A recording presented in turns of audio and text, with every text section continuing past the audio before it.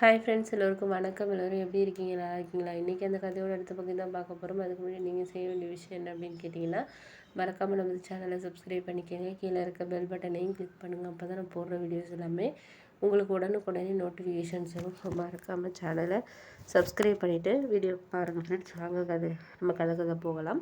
அதுக்கப்புறம் அவர்கிட்ட இந்த மாதிரி விஷயத்த சொன்னோன்னா அவருமே சொன்னார், ஆமாப்பா நானே அந்த ஐடியாவில் தான் இருக்கேன். நானுமே பெங்களூரில் என்னோட சிஸ்டர் ஒர்க் பண்ணிகிட்ருக்காங்க. அவங்கள்ட்ட கூட நான் கேட்டிருக்கேன் 2-3 கம்பெனிஸில். அவங்க நெக்ஸ்ட் மந்த்து தான் இன்டர்வியூ அட்டன் பண்ணணும். இன்டர்வியூ அட்டன் பண்ணி பார்த்துட்டு எது சரியாக இருக்கோ அதை நம்ம செலக்ட் பண்ணிக்க வேண்டிய. இதிலே இருந்தாலும் நம்மளுக்கு சேலரிங்கிறது நம்மளுக்கு அந்த அளவுக்கு இன்க்ரிமெண்ட் இருக்காது. நம்ம பார்த்து தான் நம்ம இது பண்ணணும்ப்பா அப்படின்னோடனே, சரி சரி அதுவும் உண்மை தான், நம்ம பார்த்துக்கலாம், எதாக இருந்தாலும் கொஞ்சம் சமாளிப்போம் அப்படின்னு சொல்லிட்டு அதுக்கப்புறம் கொஞ்சம் கொஞ்சம் நான் பார்த்து இது பண்ணேன். அப்போ தான் அந்த சமயத்தில் தான் எனக்கு சில விஷயங்கள் கொஞ்சம் கரெக்டாக இருந்த மாதிரி இருந்துச்சு. அதே நேரத்தில் நம்மளுக்கு ஒரு சரியான ஒரு இதுங்கிறது நம்மளுக்கு இருக்கா என்னங்கிறது தெரியாது நம்மளுக்கு. அதனாலயே நான் என்ன பண்ணேன்னா, சரி இதுக்கப்புறம் நம்ம ஒரு முடிவெடுத்து நம்ம கண்டிப்பாக ஏதாச்சும் ஒரு விஷயத்த நம்ம செஞ்சு தான் ஆகணும். இதுக்கப்புறம் நம்மளால் எதுக்கு கரெக்டாக இருந்தாலும் அதை நம்ம செஞ்சிடணும் நம்மளுக்கு அப்படின்னு சொல்லிட்டு நான் இருந்தேன். ஓகே அப்படின்னு சொல்லிவிட்டு அந்த அண்ணன்ட்ட சொல்லிவிட்டு அதுக்கப்புறம் நான் தூங்க போயிட்டேன். அதுக்கப்புறம் அந்த அம்மா கால் பண்ணாங்க. என்ன இது மாதிரி அண்ணன்கிட்ட ஏதாச்சும் அதை பற்றி பேசுனியா அப்படின்னதுக்கு, ஆமாம்மா பேசினேன். எனக்கும் மனசு கேட்கல. அண்ணன்கிட்ட டேரெக்டாகவே கேட்டேன், ஏன் நீ லவ் விஷயத்தையெல்லாம் அம்மா அப்பாட்ட சொல்லலை?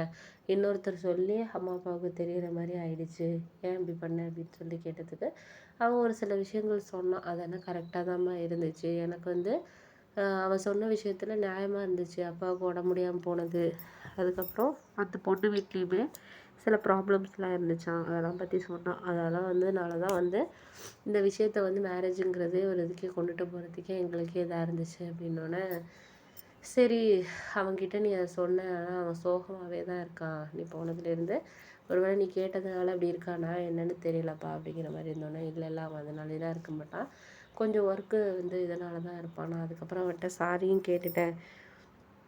நான் உங்ககிட்ட சாரி கேட்டுக்கிறேன் அப்படின்னு சொல்லிட்டும் கேட்டுட்டேன்.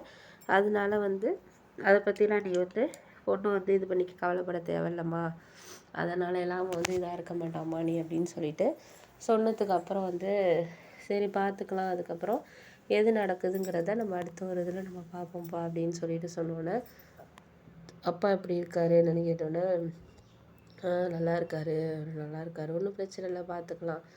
அதுக்கப்புறம் தான் நான் சொன்னேன், இது மாதிரி அப்பா சொன்னார் இது மாதிரி விஷயங்கள் அப்படின்னு சொல்லிட்டு சொன்னோன்னே, சரி சரி விடுமோ, நம்ம பார்த்து எதாக இருந்தாலும் சரி பண்ணக்கூடிய ஒரு விஷயந்தான். எதாக இருந்தாலும் அப்பா கிட்ட யாரும் அப்படி கேட்குறாங்க, அண்ணன் மேரேஜை பற்றி இப்படி கேட்குறாங்கன்னு சொல்லிட்டு நீ அப்பாவை பற்றி ஃபீல் பண்ணிகிட்டு இருக்காத. நீயுமே அதையே நினச்சிக்கிட்டு இருக்காத. அதையே நினச்சிக்கிட்டு இருந்தால் கண்டிப்பாக உனக்குமே ஒரு மனசு ரொம்ப இதாகாமல் இருக்கும் அப்படின்னு சொல்லிட்டு சொன்னதுக்கப்புறம், ஆமாப்பா அதுவும் உண்மை தான், அதை பற்றி நினைக்கக்கூடாதுன்னு தான் நானும் நினைக்கிறேன்.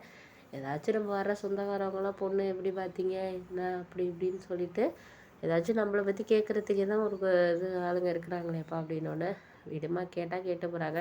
இப்போ யார் வீட்லேயும் இது நடக்காத விஷயமா? லவ் மேரேஜுங்கிறது இப்போ எல்லார் வீட்லேயுமே நடக்கக்கூடிய ஒரு விஷயந்தான்.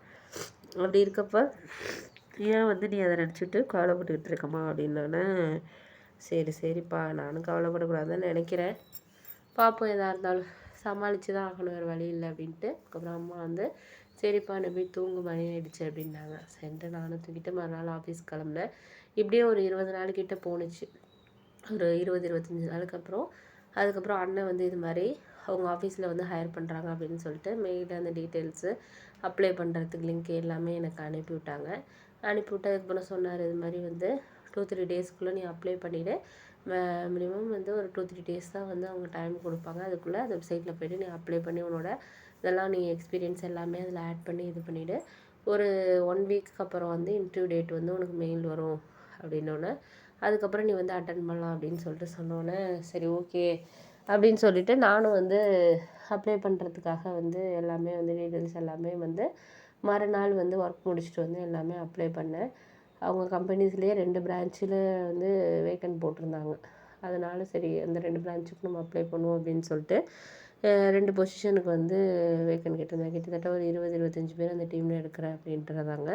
சரி ஓகே நம்மளுக்கும் வந்து அது நல்லது தான் அப்படின்னு சொல்லிட்டு, ஏதாச்சும் ஒரு பொசிஷனில் நம்மளுக்கு கண்டிப்பாக ஒரு வேலை கிடைக்கும் அப்படின்னு சொல்லிட்டு நானும் அப்ளை பண்ணேன். அப்ளை பண்ணதுக்கப்புறம் வந்து 1 வீக்லேயே வந்து இன்டர்வியூக்காக வந்து கூப்பிட்ருந்தாங்க. கூப்பிட்டதுக்கப்புறம் வந்து சரி அதுக்கப்புறம் போய் அட்டன் பண்ணதுக்கப்புறம் வந்து எனக்கு ஒரு பிரான்ச்சில் வந்து வேக்கன்ட் கிடச்சிச்சு. ஸ்டார்டிங் வந்து 50,000 சேலரி அப்படின்னு சொல்லிட்டு சொன்னாங்க. ரொம்பவே ஹாப்பியாக இருந்துச்சு. அதுக்கப்புறம்